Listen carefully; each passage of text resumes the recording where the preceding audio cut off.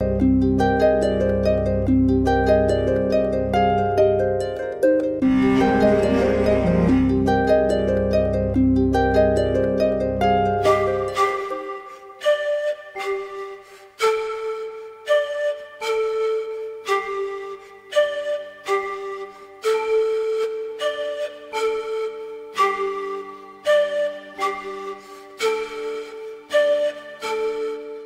avez une drôle de tête. Avec une couronne d'épis de maïs. Qui êtes-vous? Je suis une très vieille image du maïs. Les Indiens me considéraient comme un dieu. Comme un dieu? Racontez-moi votre histoire.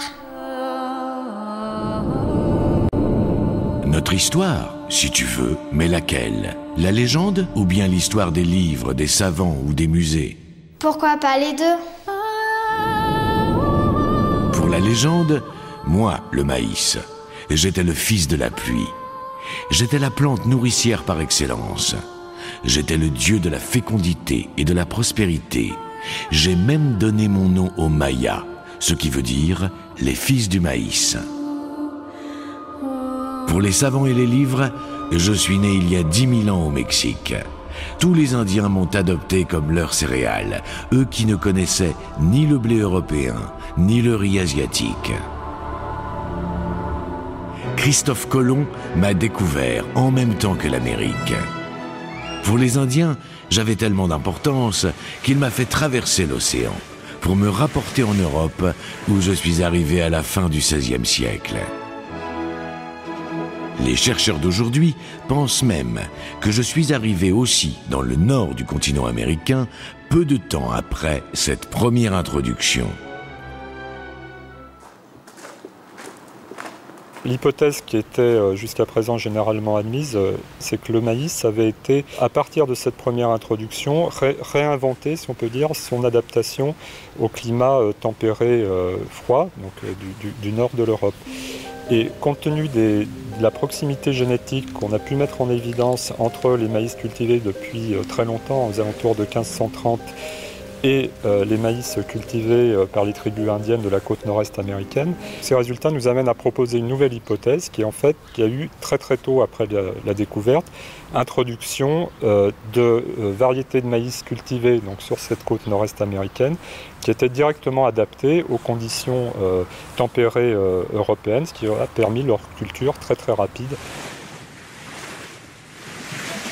Au début de mon grand voyage, on me trouve surtout en Espagne, puis au Pays Basque et en Béarn, puis progressivement dans d'autres régions de France et d'Europe. Mais si je gagne des terres, je ne suis pas toujours si bien accepté. Ce dont on ne se souvient pas tellement, c'est la résistance que ces nouvelles introductions ont rencontrées quand elles sont arrivées sur notre continent. La résistance due à beaucoup de facteurs humains qui sont la plupart du temps la peur de l'inconnu. C'est-à-dire on ne va pas cultiver quand on est agriculteur spontanément quelque chose qu'on ne connaît pas, parce qu'on ne connaît pas les résultats. Donc il va y avoir en permanence aussi ce jeu, cette opposition entre cette céréale très très forte qu'on vend sur les marchés et qui rapporte de l'argent, c'est la céréale chrétienne, le blé, et ces céréales secondaires dont le maïs, qui, malgré qu'elle soit très peu productive, n'est pas encore véritablement acceptée. On penserait plutôt qu'en fait le maïs est bien présent, mais il est surtout dans les jardins. Pour deux raisons. Les jardins sont des lieux qui sont exemptés de redevances, et le maïs est en l'occurrence une plante très prodigieuse. Le paysan d'ailleurs s'en rend très vite compte, donc ça lui permet effectivement de vendre son blé et d'épargner cette production assez prodigieuse de maïs pour lui, pour sa consommation et pour ses animaux. Mais le maïs se trouve aussi dans les jardins potagers, probablement parce que le jardin potager reste un lieu, si vous voulez, d'expérimentation.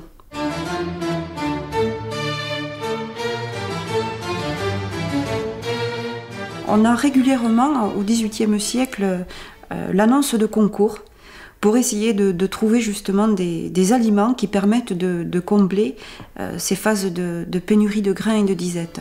À la suite donc de cette annonce, Antoine-Augustin Parmentier va donc se pencher sur ce concours et va produire donc un traité où il va montrer que le maïs est utilisable sous de multiples formes, notamment en ce qui concerne l'alimentation humaine. Cet ouvrage est destiné à faire connaître sa culture, c'est-à-dire qu'il ouvre les portes sur la connaissance de l'agronomie de cette plante-là. C'est l'intention de Parmentier. Ça veut dire quoi? Ça veut dire que quand Parmentier écrit ça, la plante est déjà connue, elle est déjà répandue, les gens savent qu'on peut la cultiver, mais ils ne savent pas comment. Et Parmentier fait la lumière là-dessus, un petit peu comme un guide de jardinage aujourd'hui. Et finalement, cet engouement de Parmentier pour le maïs va initier de nombreux autres traités qui vont à la fois être différents et lui ressembler beaucoup. Alors je pense notamment à un traité d'Emmanuel Pallas qui lui va montrer dans son traité qu'on peut à partir du maïs fabriquer du papier. Et une partie de son traité est d'ailleurs écrit sur du papier fait à partir de maïs, qu'on peut en faire un alcool. Après mon éclosion, mon développement s'essouffle.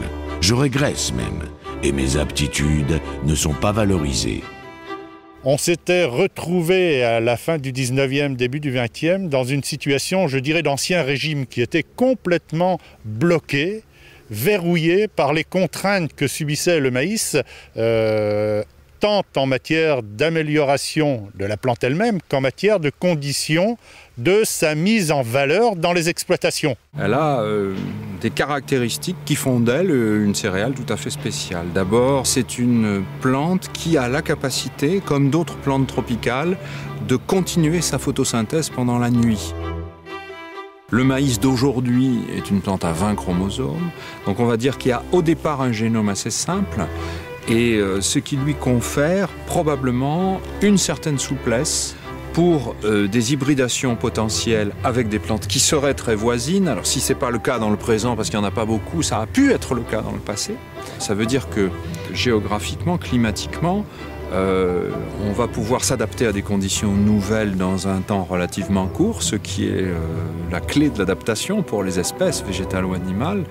C'est plus tard que les chercheurs de l'INRA, notamment, se rendront compte de la richesse et de la diversité génétique de mes populations. Ils les préserveront pour mieux les valoriser dans la fabrication des hybrides. Notre travail vise à conserver avec des standards de très très haute qualité, de façon très très fiable, ces ressources génétiques, constituées par ces variétés anciennes, avec un objectif de maintien d'un patrimoine, un patrimoine culturel, mais aussi pour leur intérêt potentiel comme source de variabilité pour les travaux de sélection à venir, que ce soit au sein des entreprises de sélection ou dans les travaux de l'INRA ou pour des études de génétique.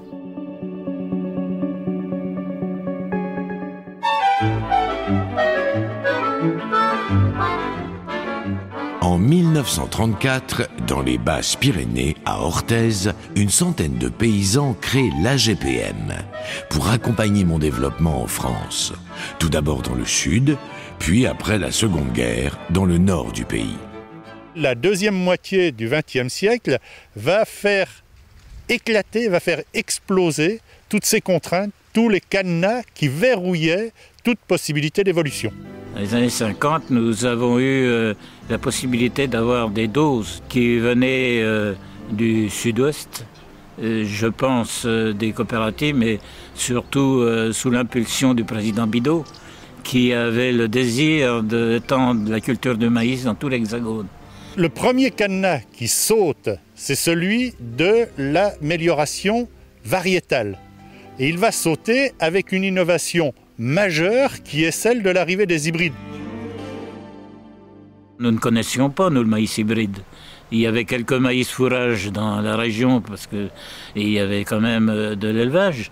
Mais les hybrides étaient complètement inconnus. C'est à partir justement de l'arrivée de ces quelques doses de semences qu'on a pu découvrir ce qu'était le maïs hybride. Très vite, nous avons eu des rendements corrects avec des prix qui étaient corrects. Donc au point de vue rentabilité, c'était quand même une culture qui était intéressante. Et cette innovation majeure qu'est l'hybridation va apporter deux choses. La première, c'est l'apport en matière de productivité jamais connu jusqu'à présent, la sélection massale ne permettant pas de libérer les potentiels de production qui sont ceux du maïs. Le deuxième apport, c'est la mise en valeur de la variabilité génétique qui s'était accumulée dans les populations précédentes, qui va permettre d'adapter le maïs au nord de l'Europe, au climat tempéré européen, et qui va lui ouvrir de nouveaux espaces, j'allais dire presque illimités, mais en tout cas qui correspondent à toute l'Europe continentale du Nord. Octobre est venu, et les maïs mûrs n'attendent plus que le moment d'être récoltés. Ici encore, la machine va venir au secours du cultivateur sous la forme du corn-piqueur. C'est une culture qui se mécanisait entièrement, alors que les autres têtes d'assolement, il fallait beaucoup de main-d'œuvre.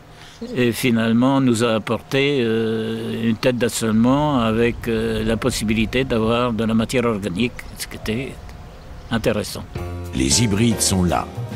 Mon potentiel explose avec l'aide de techniques comme l'irrigation, par exemple. Je me souviens, un résident secondaire me disant « Pourquoi vous ne l'arrosez pas, puisque vous arrosez bien vos fleurs ?» Mais ça nous pensait irréalisable à l'époque. Et un jour, j'ai eu la visite d'un monsieur Morel, qui était directeur de la maison Sepic, et qui m'a dit « Est-ce qu'on pourrait faire une démonstration chez vous ?» C'était en 60. Alors j'avais 30 hectares de maïs, j'en ai arrosé 20, avec les ouvriers, la femme et les gosses pour transporter les tuyaux et les sprinklers. Et j'en ai laissé 10 qu'on n'a pas pu arroser. Les 20 m'ont donné, c'était de l'INRA 260. Les 20 m'ont donné 64 hectares et les 10 pas arrosés, 19 hectares. Alors vous devinez que l'année d'après, toute la région s'est équipée en matériel d'irrigation.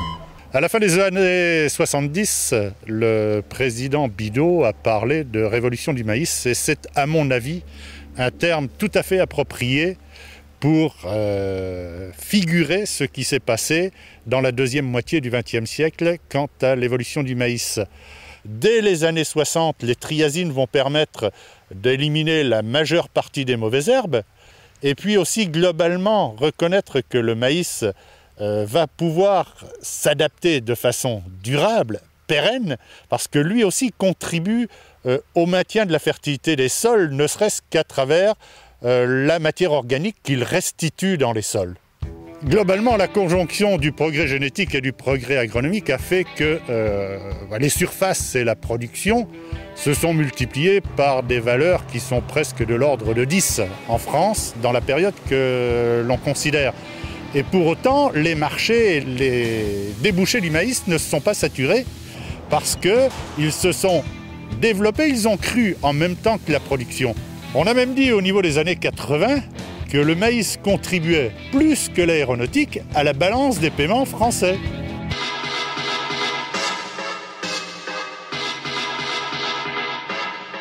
Je me prépare pour le futur et j'ai encore plus d'un tour dans mon sac. Je suis une belle matière renouvelable, utile pour la chimie verte, dont l'éclosion ne fait plus de doute. Il faut que l'on puisse continuer à bénéficier de moyens, de progrès techniques qui nous permettent de produire toujours mieux des produits de qualité. Alors l'accès à l'eau est capital, mais il faut aussi que l'on puisse se protéger efficacement contre les ravageurs, les maladies et peut-être la sécheresse.